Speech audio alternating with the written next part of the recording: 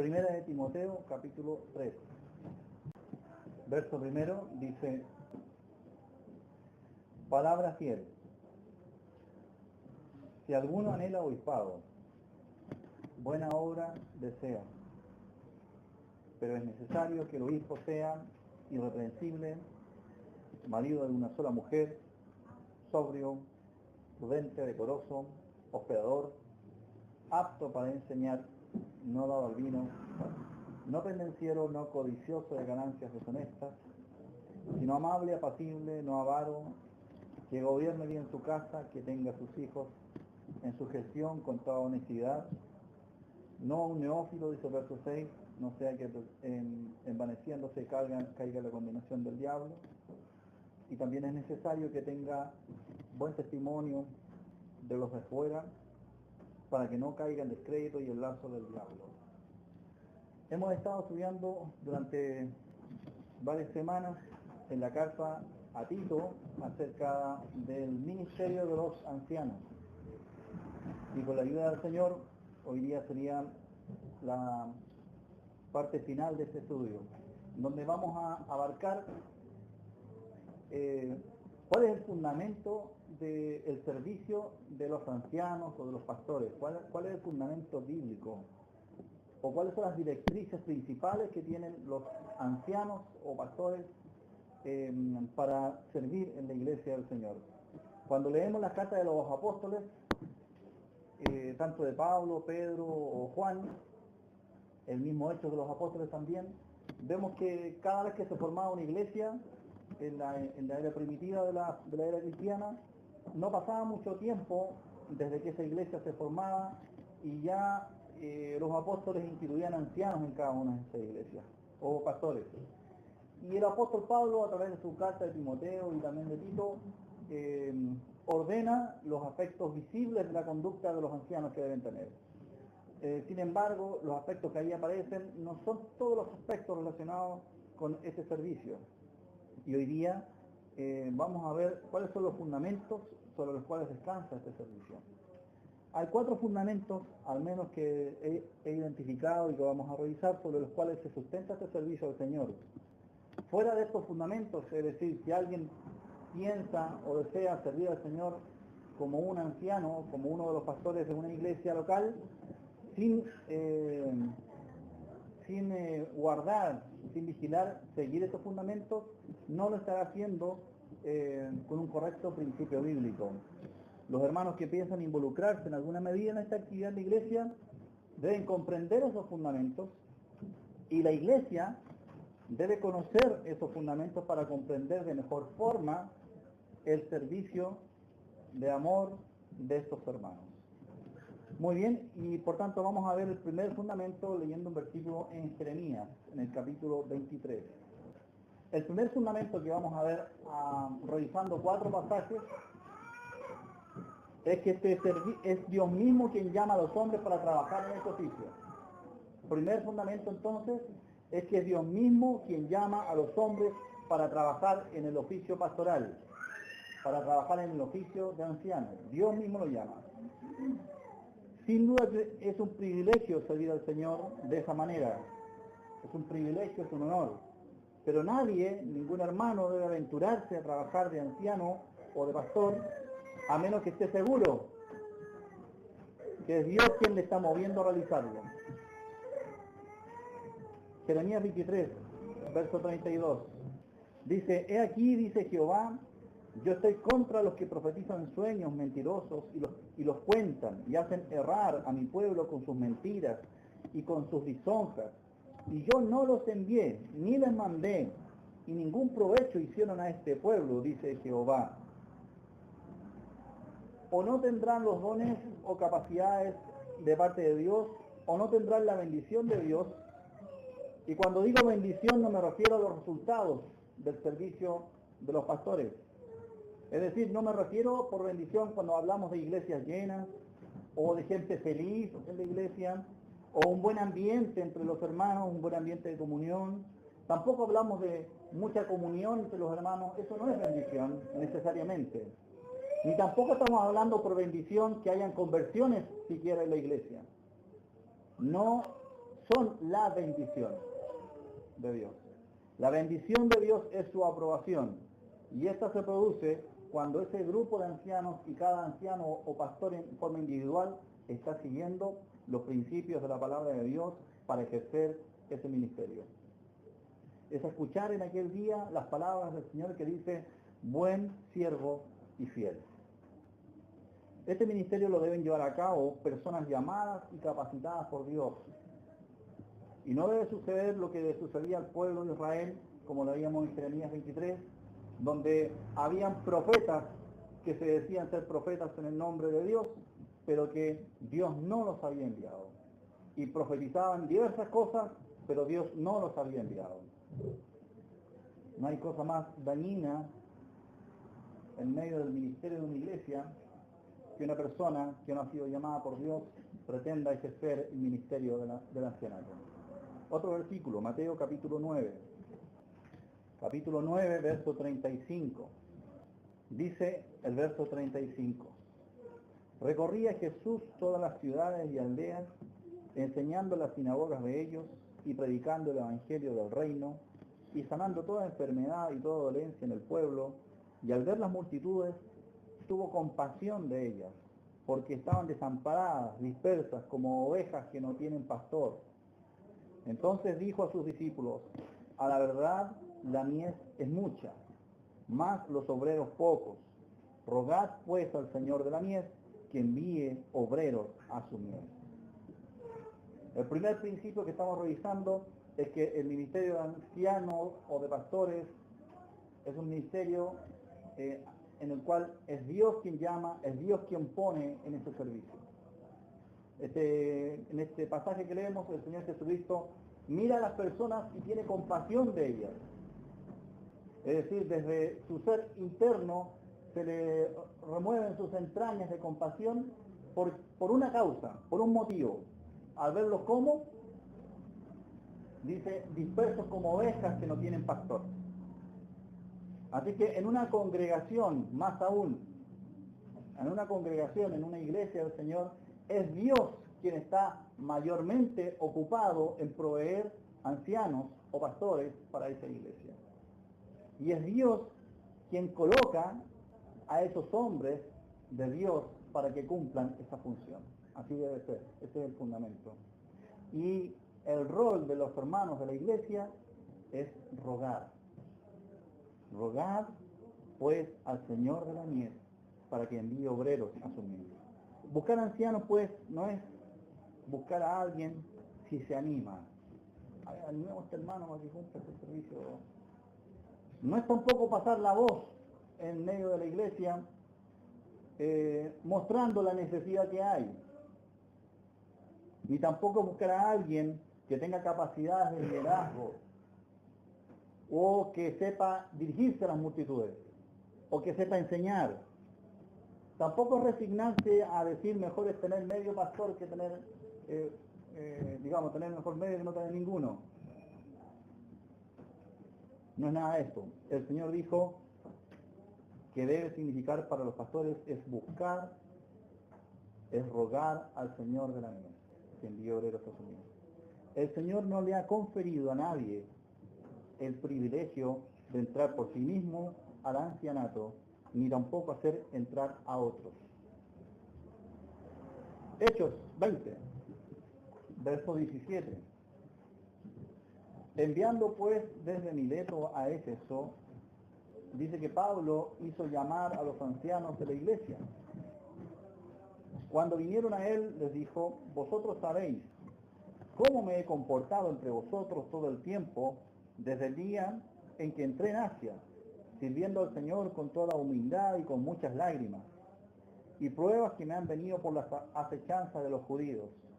Y como nada que fuese útil, he rehuido de enseñaros y de anunciaros y enseñaros públicamente y por las casas, testificando a judíos y a gentiles acerca del arrepentimiento para con Dios y de la fe en nuestro Señor Jesucristo.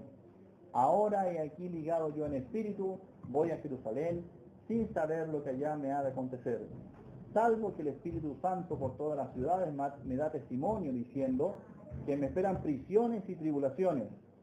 pero de ninguna cosa hago caso ni estimo preciosa mi vida para mí mismo, con tal que acabe mi carrera con gozo y el ministerio que recibí del Señor Jesús, para dar testimonio del Evangelio de la gracia de Dios. Y ahora, he aquí, yo sé que ninguno de vosotros, entre quienes he pasado predicando el reino de Dios, verá más mi rostro. Por tanto, yo os protesto en el día de hoy que estoy limpio de la sangre de todos, porque no he rehuido anunciaros todo el consejo de Dios. Por tanto, mirad por vosotros, le dice a los pastores o ancianos, y por todo el rebaño en que el Espíritu Santo os ha puesto por obispos, para apacentar la iglesia del Señor, la cual él ganó por su propia sangre. Porque yo sé que después de mi partida entrarán en medio de vosotros lobos rapaces, que no perdonarán al rebaño. Y de vosotros mismos se levantarán hombres que hablen cosas perversas, para arrastrar tras sí a los discípulos. Por tanto, velad, acordándonos que por 3 años, de noche y de día, no he cesado de amonestar con lágrimas a cada uno. Y ahora, hermanos, os encomiendo a Dios y a la palabra de su gracia, que tiene poder para sobreedificaros y dar herencia con todos los santificados. Mirad por vosotros y por todo el rebaño en que el Espíritu Santo, ¿cuál es nuestro primer punto que estamos hablando como fundamento del servicio de los ancianos? Que es Dios quien pone a personas a realizar este servicio. Aquí le dice Pablo, mirad por vosotros y por todo el rebaño en que el Espíritu Santo os ha puesto por obispos. El Espíritu Santo os ha puesto por obispos. Es decir, aquí no se trata de una elección, no se trata de discriminar quién podría hacer la pega, como se dicen, no. Es el Espíritu Santo el que mueve los corazones de hermanos y pone en ellos el anhelo del obispado. Hermanos que, por cierto, cumplen con los requisitos al menos visibles que menciona Tito y que menciona Primera de Timoteo. Pablo pensaba que ya no le daría más, entonces les hace llamar en este pasaje desde el puerto de Mileto para darles instrucciones finales. Y como quien está con el tiempo muy corto, muy contado, les entrega el consejo principal y les da las palabras indispensables a este grupo de ancianos. No llamó a toda la iglesia para despedirse de toda la iglesia. Él sabía que era muy probable, él así lo percibía, era muy probable que nunca más pasara por ese lugar. Éfeso era una iglesia grande, era una iglesia próspera. Y entonces hace llamar a los ancianos de la iglesia para entregarles esas últimas recomendaciones. Y les insta a que miren por ellos mismos, es decir, que cuiden de sus propias vidas, pero además les dice, cuiden por el rebaño, sobre el cual el Espíritu Santo os ha puesto como obispos. Con esta declaración, Pablo piensa dar un peso a la responsabilidad de estos hombres. ¿Y cuál es el peso que le entregan?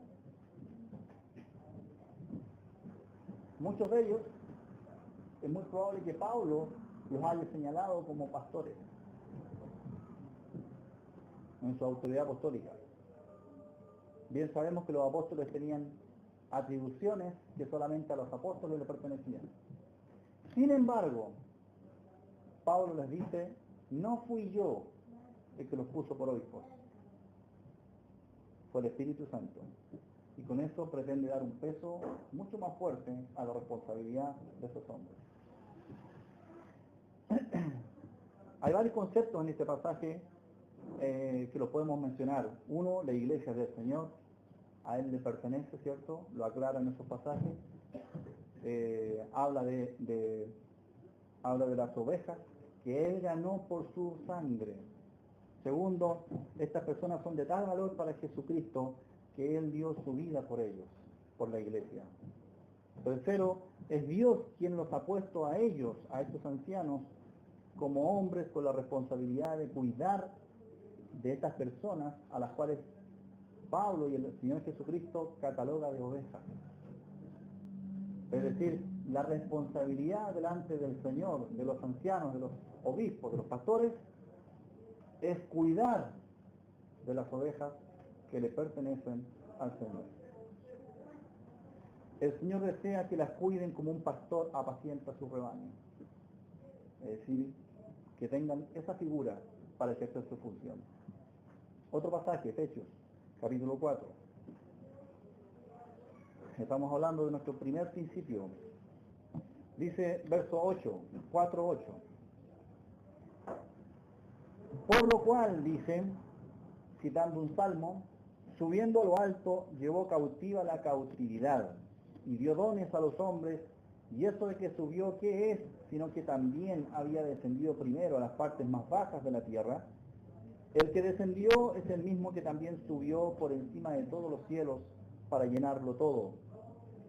Y él mismo constituyó a unos apóstoles, a otros profetas, a otros evangelistas, a otros pastores y maestros. De aquí están nuevamente los pastores. Pero en este caso dice que es Jesucristo que constituyó en la iglesia el rol de pastores, el rol de ancianos. Pablo está presentando al Señor Jesucristo exaltado a la diestra de Dios en este pasaje, dando dones a la iglesia, dando regalos a la iglesia. Pero para hacerlo cita un salmo, el Salmo 68. Pueden leerlo en sus casas después. Pero ¿de qué habla ese salmo? Ese salmo habla de la victoria de un rey sobre otro ejército, sobre sus enemigos. Específicamente la victoria de Jehová en el Salmo 68. Y pone en escena a un rey triunfante entrando en la ciudad capital de vuelta de la batalla, con el triunfo entre sus manos. Y cuando el rey ingresaba a la capital de su imperio, traía consigo el botín de la guerra, los despojos de la guerra. ¿Y en qué consistía ese botín? Normalmente consistía en bienes de los cuales despojaba a sus enemigos, y consistía en esclavos, personas que habían pertenecido a otro reino y él las había arrebatado de ese reino y las había hecho ahora sus siervos, y venían así. Y eso se lo entregaba a la ciudad, al imperio. Le decía, esos son los regalos que le trae este rey triunfante a esta ciudad. Traigo siervos para que le sirvan a la ciudad. Entonces así cita el Salmo Pablo en Efesios para decir que Jesucristo, habiendo triunfado sobre sus enemigos en la cruz del Calvario, su enemigo Satanás, y de ese triunfo liberó personas que eran siervos de Satanás, y ahora los toma como siervos de este nuevo imperio, el imperio de Dios. Y a estos siervos los entrega y los da como regalo a la iglesia. ¿Cuáles son esos siervos? Los que menciona. ¿Cuáles serían? Apóstoles. ¿Qué más? Profetas. Evangelistas. Pastores. Maestros. Por tanto, los pastores, que es el tema que tenemos en cuestión, los pastores son un regalo que Dios ha preparado, que el Señor ha preparado, y se los regala, esos hombres se los regala Él a la iglesia. Por tanto, una vez más vemos que quien constituye, quien entrega y quien regala a estos hombres de Dios a su iglesia es Jesucristo mismo. ¿Bien?